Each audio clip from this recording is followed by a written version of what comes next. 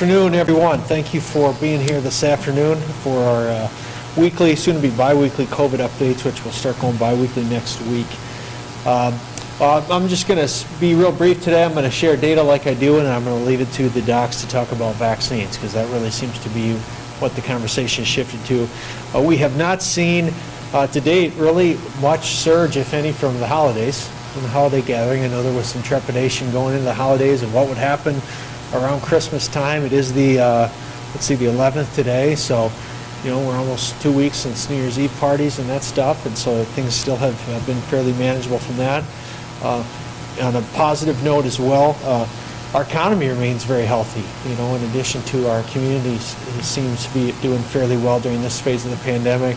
We've had some strong economic news even just in the past day, and so things are going well on that front, and we continue to just encourage people to keep supporting our local businesses when you can right now. Post-holidays is a little bit slower for our retail economy and restaurant economy, so keep supporting them when and where you can. As far as our case volumes and our numbers over the last 2 weeks, continue to see a slow, steady decrease in the number of new daily cases that are being reported, and you can see most recently just today's data, a very low number of cases reported with 59. That is also trending in line with what we're seeing with active cases, which have flatlined and decreased a little bit, but most importantly, our hospitalizations have continued to trend down. Actually, the last 3 days been below 80 between our two healthcare partners, which, as you can see, if I blew up this chart and went back a couple months, it's been quite a while where we've had below 80 between both of our healthcare partners. So that's very positive information for us to be sharing. I am going to turn it over to Dr. Wilde first with Sanford to talk about vaccines. I know he's going to reinforce it as well. I'm just going to say one word, and that word of the day is going to be patience, where you need to just continue to stress the patience in terms of when the vaccine will be available and when people will be able to get that much coveted poke in their arm, but they're coming. But we need patience right now, as these guys will stress. So Dr. Wilde, I'm going to turn it over to you. Good afternoon. So as representing Sanford for information, as I usually start out with on a weekly basis, soon to be bi-weekly. So our status right now, we have 20 to 30 inpatients. Those are patients that are actively isolated, and we're caring for them because they have COVID. About double that number still in the hospital, so those are patients who have had COVID. They no longer need to be in isolation, but do continue to need inpatient hospital care. We continued to do our home monitoring program, which has been effective in terms of hopefully keeping patients out of the hospital, and continue to devote energy to that. Along with our monoclonal antibody infusions, we've looked at data across all of Sanford now in the last month that we've been doing those, and do see a promising trend. It's certainly not a completely effective treatment, but we do see some good trend in regard to preventing hospitalizations, shortening hospitalizations as well. So in a very safe and appears to be somewhat effective medication. We're also increasing our testing efforts, and I see a lot in the community as well, which is helpful in regard to mitigation and isolation and appropriate source control as we continue through this pandemic. As I said last week and this week as well, we continue now with some folks getting our second doses of vaccine, in addition to those getting first doses as well. The mayor showed the picture here from the State Department of Health, and I would also agree with the whole patience effort as a state. As an organization, both in North and South Dakota, those states are doing a tremendous job of getting vaccine into those as the categories, as we move through the categories, doing a really nice job, and we want to continue with that efficiency. Appears to be a very effective and safe treatment when it comes to vaccine. We continue to work with our other health partner health systems, in addition to the state of South Dakota, in terms of providing the vaccine. As people are looking for information as to when their time may come to get vaccinated, covid.sd.gov is your best source to go to look for where we're at currently with vaccines and what the future holds, and county by county in the state of South Dakota, who's providing vaccine. As I've been asked questions, and people always ask, how will I know when it's my time to get vaccinated? If you're a Sanford patient via our MyChart platform, you're going to get notified. We're really using that because that's a connectivity with the state site, which is where we have to do, of course, mandatory reporting when we provide the vaccine. If you're not a Sanford patient, there will be media coming toward you in regard to whatever platform you like. So whether it's online social media, radio, newspaper, television, there will be information coming as to where, what, when in regard to vaccine. We certainly are providing vaccine to everyone as we've worked with the state of South Dakota. You don't have to be a patient within our system, but you do have to be a South Dakota resident because the vaccine is by your state of residence. With that, I guess I'll just conclude with a couple of thank yous. I'd like to continue to thank the healthcare workers, those that are vaccinating patients, those that are registering, helping with the logistics of that, our city partners who have been helping us, guiding us through, pandemic response and surge and vaccine and mass vaccine operations as well. And then those in the frontline staff, whether it's clinic or hospital as well, the folks that are cleaning the rooms, providing us food, that are helping treat the patients that are coming to us in need.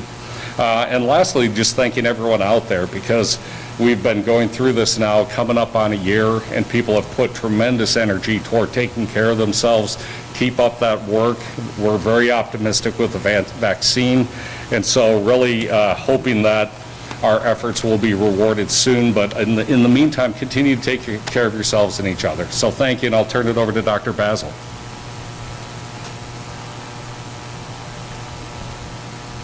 Thank you, Dr. Wilde. I'll keep my comments pretty short today because I think most of the important things have been hit already.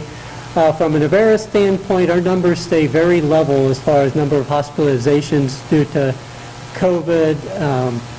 Sitting right about the exact same spot we were a week ago. Case numbers of number of new positives are staying very stable, so we haven't seen that dreaded surge from Christmas yet, but we aren't continuing to decrease either. And so while we've leveled off and we're certainly much lower than we were back in November, we'd still like to see those numbers continue to decrease, because probably, I don't know, a third of our hospital is still full of COVID-related patients on top of our normal daily volume, so there's still a long ways to go in this fight. In regards to vaccine, I continue to just be so proud of our state and our partnerships with government and with our other healthcare providers. We continue to do just a remarkable job across the state of getting vaccines in arms, and every last dose that we're getting, they're getting put out just very quickly, and so been very proud of everybody involved in those efforts.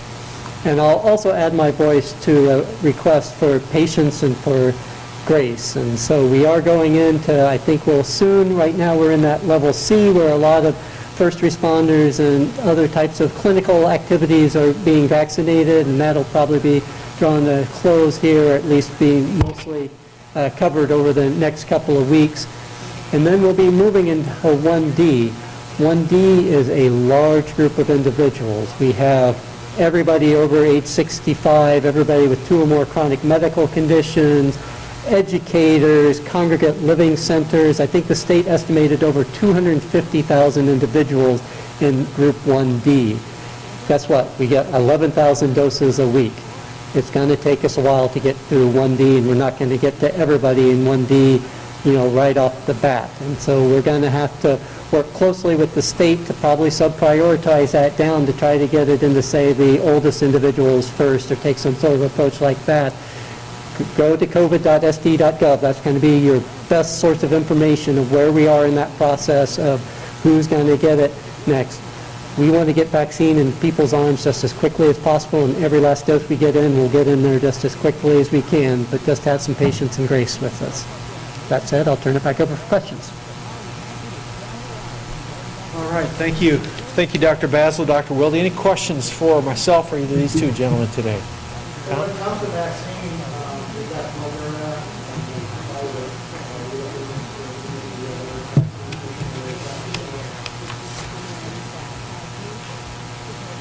Yeah, so that's a great question. Probably the next two vaccines that we're going to be seeing discussed on a national scale are going to be AstraZeneca, which is already approved over in Great Britain, and then the Johnson & Johnson or the Janssen vaccine. Sometime in the February to March timeframe, both of those are going to come up for potential emergency use authorization, and so we'll see the data when that comes out, and I'm sure we'll be talking a lot about that. My understanding is that there are a greater number of doses of both of those two potentially available, so that could really ramp up our ability to get through that 1D population a little bit quicker, because I imagine we'll still be in 1D by the time those potentially could come on the market, and that'll be another complication because you got to juggle 4 different vaccines, who's getting one. The nice thing, the Johnson & Johnson's only a one-shot vaccine is our understanding, so at least then you don't have to schedule them back for a second one, so a little bit more simpler from that standpoint, and there'll be a lot more to come. But we do see some relief potentially of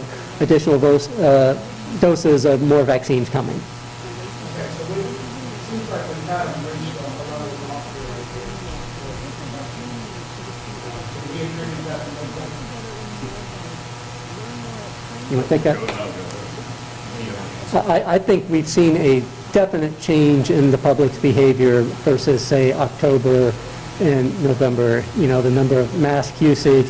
We pleaded with people to change their Thanksgiving plans from what's traditional, and anecdotally, I think people really took that to heart and really understood that we were really in a difficult point there in November, and I think people's behavior really did change. Now we just have to wait. You know, other parts of the country are surging now, and hopefully that doesn't pull us back into the mix of things. Yeah, I agree with Dr. Basil that, and truly my thanks to the public out there for taking care of themselves. We needed help, and I think the public has really embraced the need to mitigate. I agree it's a concerning trend that we see across the country where we didn't have much in the spring and summer for COVID here in South Dakota, and then we came up as the rest of the country was relatively low, and now we're seeing it across the Southwest and the South again, and we just don't know if it's going to keep going across the country, and if it does, why. We just don't know. The hope would be that as we're doing okay right now, and we're also vaccinating, and by South Dakota case counts, 1/8 of our population has already had COVID. The hope would be that if it did come back, it's not going to spread as rapidly, but that's simply my hope and a somewhat educated guess. But there is concern that this thing could keep coming around, and so thus also my call is not only thanks to everyone, but stay vigilant with what's going on right now. I guess this is for everyone who, I know one of the things last week that we spoke about was keeping an eye on potential of variant strains going to South Dakota and moving target with still testing on. Is there any testing being taken? Yeah, so the question is around variants of the SARS-CoV-2 virus within South Dakota. And I haven't seen much in regard to state tracking, not to say they're not doing it. I personally just haven't seen much. There's really 2 strains that we're paying a lot of attention to right now, and that's one out of South Africa and one out of the UK. Vaccine does still appear, the current vaccines that are out there appear to be effective. We're looking at the South African one just a little closer to see, but in terms of activity in South Dakota, I'm not aware yet. But I personally haven't looked much into the virology lab. Dr. Basil, if you have.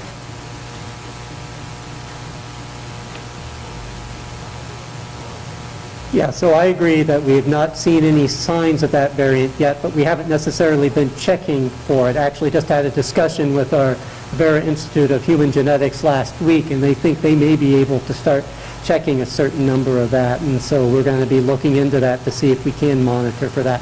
The good news about those variants is that we're getting more and more data that confirmed what we thought was going to be the case, is that the vaccines that are currently out should cover those variants, and that the antiviral therapies, monoclonal antibody therapies that we have also should cover that. And so those are both reassuring things. Now, maybe there's some evidence that the variants spread a little bit faster, but at least the vaccine should do it, and the therapies.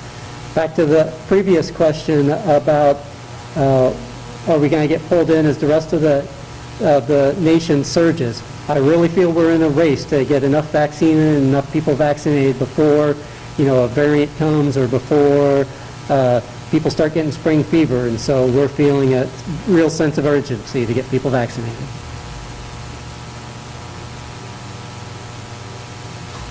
Any other questions today? Yeah, Trevor. More on the vaccine and funding was approved on Tuesday. Is there any updates on what that might look like? Probably not from me. We do actually have to revisit that past resolution because of just a legal issue, so that we can get the funds spent right away for authorization. So we'll be talking about it again tomorrow night at the council meeting, just to button that up. We do have a local firm that we're working with to create a campaign around that. I would say that ball's moving down the field. We're working with the marketing folks at Sanford and Rivera to help with that. So it's going to be a unified message.